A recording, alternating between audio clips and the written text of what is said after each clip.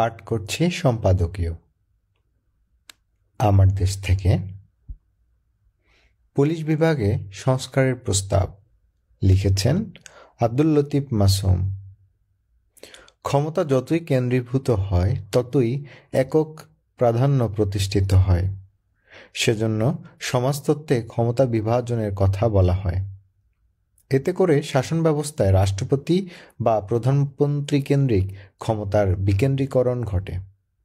সমাজ ও রাষ্ট্রে একাধিপত্য, একনায়কত্ব অথবা স্বৈরাচারের প্রতিষ্ঠার পথে এই ব্যবস্থা প্রতিবন্ধকতা তৈরি করে। মনীষী জন লক আধুনিক রাষ্ট্র ব্যবস্থার নির্বাহী বিভাগ, আইনসভা ও বিচার বিভাগের পৃথকীকরণের কথা বলেন। পরে মন্টেস্কু সর্বতোভাবে এই ত্রিশক্তির ত্রিবিধ কার্যাবলীর আলোকে সার্বিক বিভাজনের কথা বলেন। এর ক্রমধারায় মার্কিন যুক্তরাষ্ট্রের প্রণীত সংবিধানের ক্ষমতার ভারসাম্যের কথা বলা হয়। নীতিশাস্ত্রে আরেকটি কথা প্রচলিত, অ্যাবসোলিউট পাওয়ার করাপ্টস অ্যাবসোলিউটলি। সার্বিক ক্ষমতা সার্বিকভাবেই দুর্নীতিতে নিপতিত হয়। আর বাংলাদেশে এর নমুনা গত ১.৫ দশকে আপনারা দেখেছেন। অবশ্য আজকের আলোচ্য বিষয়ের নিরিখে উপরিউক্ত অবতারণিকা একটু ভারী হয়ে গেল। সংবাদপত্রে প্রকাশিত খবরে বলা হয়েছে, ফৌজদারি অপরাধের মামলা তদন্তের জন্য আলাদা সংস্থা গঠন করার প্রয়োজনীয়তা উপলব্ধি করে বিচার বিভাগ সংস্কার কমিশন একটি প্রস্তাব পেশ করেছে। রাষ্ট্র ব্যবস্থায় আমরা যে পৃথককরণের কথা বলি, এটা এরই এক ক্ষুদ্র সংস্করণ।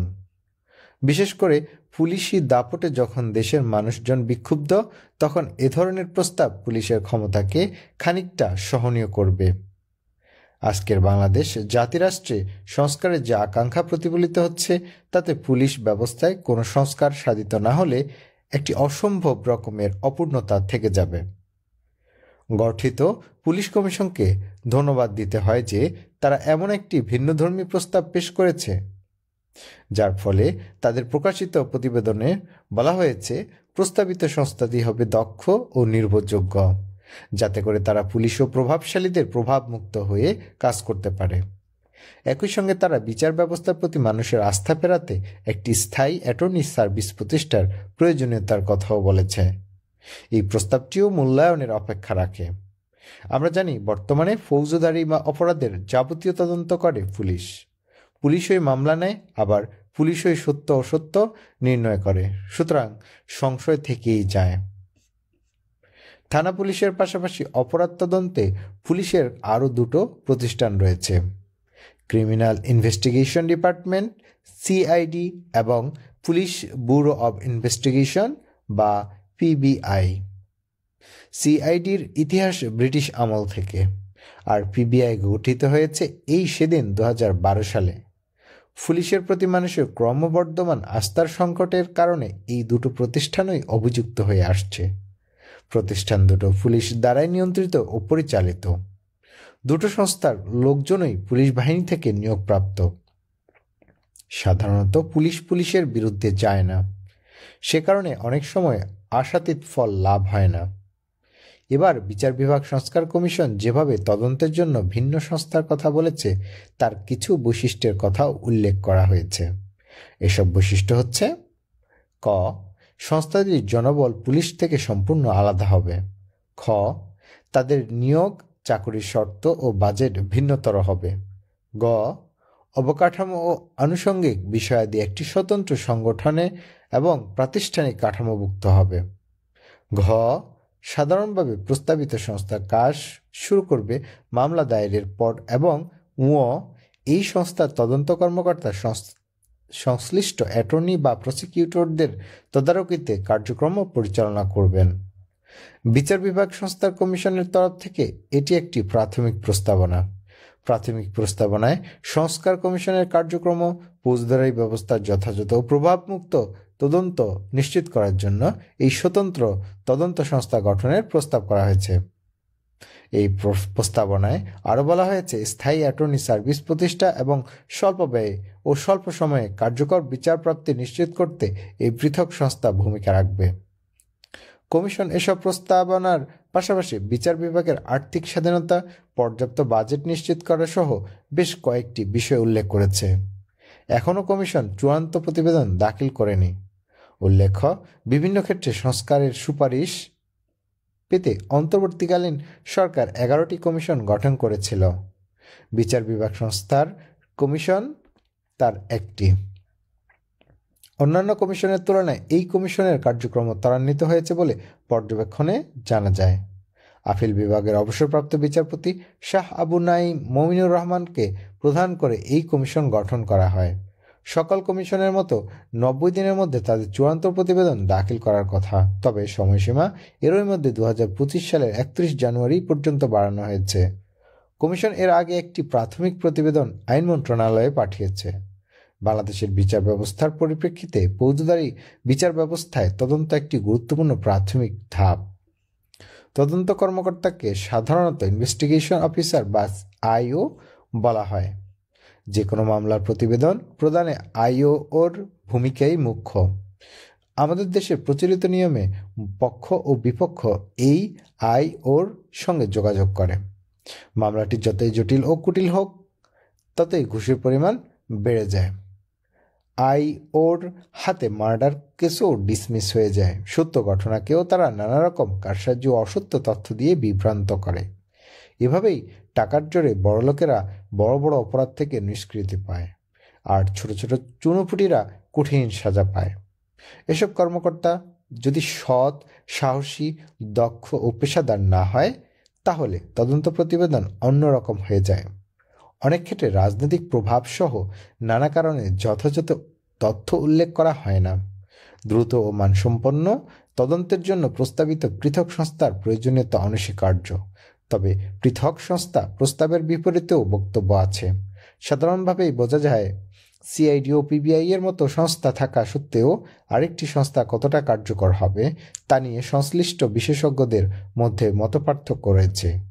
একটি অভিমত এরকম: সংস্থাটি যদি জনশক্তি, নৈতিকতা ও আর্থিক স্বাচ্ছন্দ্যে স্বাধীন থাকে, তাহলে পরে কিছু সুফল জুটতেও পারে।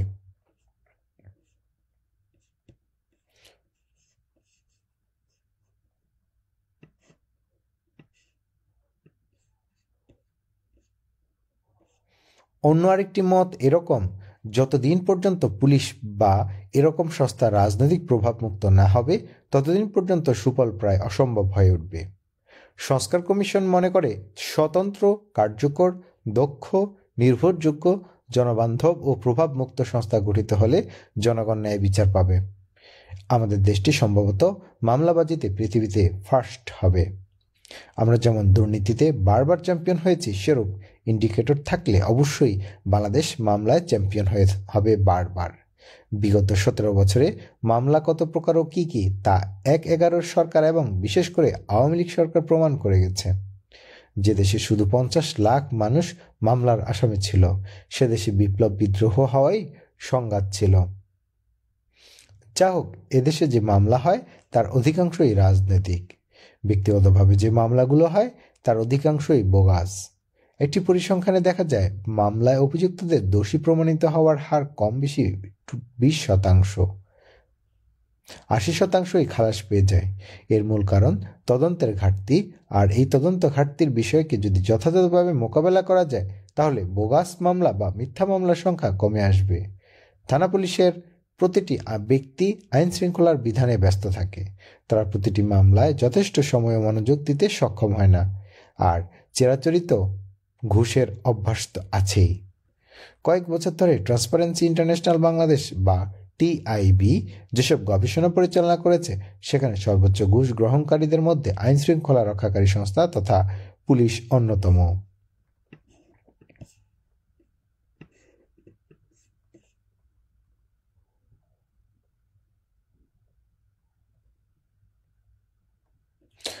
পৃথক সংস্থা গঠন প্রশ্নে যৌক্তিকতা ব্যাখ্যা করে সংস্কার কমিশন বলেছে, বাংলাদেশের ফৌজদারি বিচার ব্যবস্থায় মিথ্যা মামলা হলো একটি বড় সমস্যা। ভিলেজ পলিটিক্স বা ব্যক্তিগত শত্রুতার কারণে এদেশে অসংখ্য মিথ্যা মামলা হয়। এমনকি নিজের সন্তানকে হত্যা করে শত্রুর নামে মামলা দেওয়ার নৃশংস উদাহরণও এদেশে রয়েছে। মারি উড়ি ফারি যে কৌশল নীতির কারণে মিথ্যা সত্য হয়ে যায় আর সত্য মিথ্যা হয়ে যায়। সুতরাং একটি পৃথক সংস্থা যদি হয়, পুলিশের জন্য তা একটি চেকপোস্টের কাজ করবে। এ ধরনের সংস্থা বর্তমান পুলিশ বাহিনী পছন্দ করবে না। সেক্ষেত্রে চেক অ্যান্ড ব্যালেন্সের বিষয়ও আছে। কমিশন যখন চূড়ান্ত সুপারিশ দাখিল করবে তখন তাদের বিষয়টি মনে রাখতে হবে। আবারও সেই কেতাবি ভারসাম্য বা চেক অ্যান্ড ব্যালেন্সের কথা আসি। ক্ষমতার যে কোনো বিকেন্দ্রীকরণ বা বিভাজন ব্যক্তি ও পদ্ধতিগত স্বেচ্ছাচারকে প্রতিহত করে।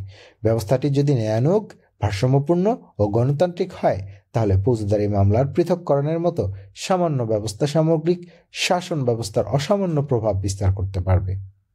অতএব তদন্তের জন্য পুলিশের বাইরে পৃথক সংস্থা গঠনের বিষয়টি একটি উত্তম প্রস্তাব। লেখক, রাজনৈতিক বিশ্লেষক, সাবেক অধ্যাপক, সরকার রাজনীতি বিভাগ, জাহাঙ্গীরনগর বিশ্ববিদ্যালয়।